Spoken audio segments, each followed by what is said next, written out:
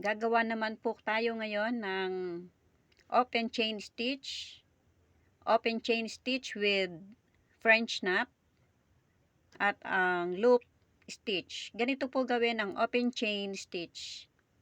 Ayan, may makikita po kayong dalawang guhit sa kanan at sa kaliwa.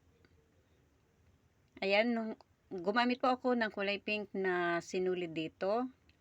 At makikita po ninyo na parang hagdan-hagdan siya. Ayan. Ang pagtusok po ng karayom sa ilalim ay pa-slant.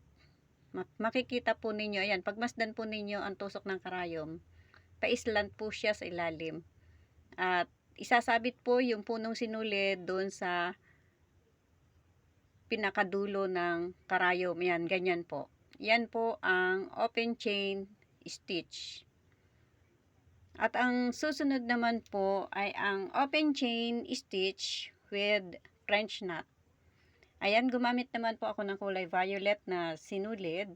Ganyan din po ang procedure sa paggawa ng open chain stitch with French knot.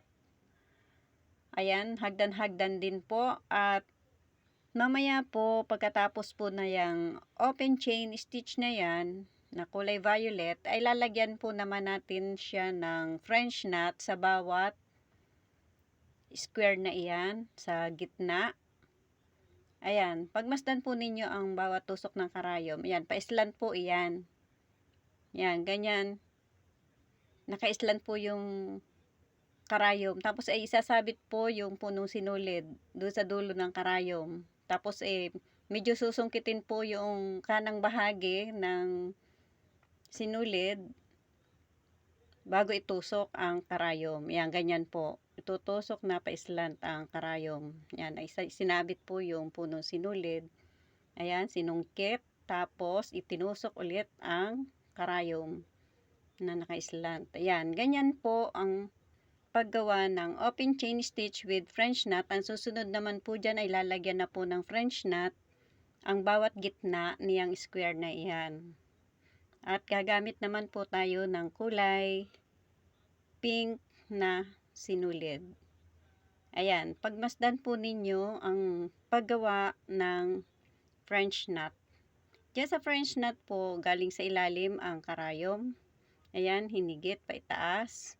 Iikot lang po ng 2 beses ang punong sinulid sa dulo ng karayom bago ito itusok pailalim. Yan, ganyan po. Yan po ang French knot. Ulitin pong muli. Itinusok sa ilalim. Ayan, inikot ang punong sinulid sa dulo at itinusok po pababa. Ayan, ganyan po. Pagmasdan po ninyo. Yan po ang open chain stitch with French knot. Yan, lahat po ng square na yan ay lalagyan po ng French knot. Kung sa design nyo po naman, pwede naman po salitan. Kung ibang design naman, pwedeng salitan na may French knot, pwede naman yan sunod-sunod. Ayan, ganyan po ang open chain stitch with French knot. At ang susunod naman po ay ang loop stitch. Ganito po naman gawin ang loop stitch. Ayan, pagmasdan po ninyo ang bawat tusok ng karayom sa paggawa ng loop stitch. Ayan, naka-slant po bahagya yung maliit na tahi.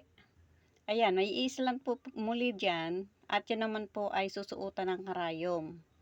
Muli itutusok po ang karayom sa bandang ibaba ng guhit at lalabas po ang karayom doon sa itaas. May 2 guhit po yan, yung baba at saka yung taas na guhit.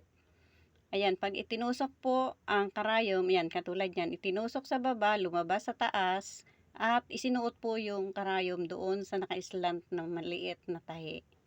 Ayan, muli inulit po, tinusok, tapos ayan, ipinasok naman ulit doon sa maliit na tahi. Ayan, ganyan lamang po, ulit-ulitin lamang po yan hanggang sa matapos. Madali naman po siyang sundan. Ayan, ipinasok po muli yung karayom. Yan, hinigit. Yan, itinusok po muli at ipinasok yung karayom doon sa naka-slant na maliit na tahi. Ayan. Ganyan po ang paggawa ng loop stitch.